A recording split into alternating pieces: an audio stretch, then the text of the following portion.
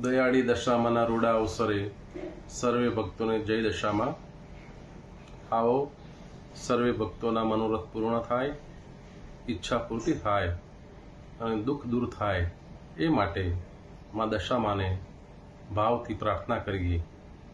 હે માँ तेरे चरणों में हम शीश झुकाते हैं, श्रद्धा पूरित होकर दो पुष्प चढ़ाते हैं.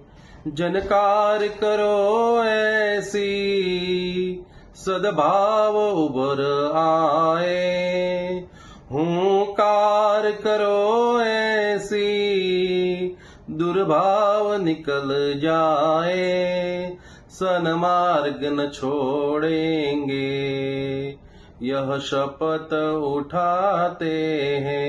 हे माँ तेरे चरणों में हम शीश झुकाते हैं, श्रद्धा पूरित होकर दो पुष्प चढ़ाते हैं. सर्व मांगल मांगल्ये शिवे सर्वार्थ साधके शरण्ये त्र्यंबके गौरी नारायणी नमोस्तुते.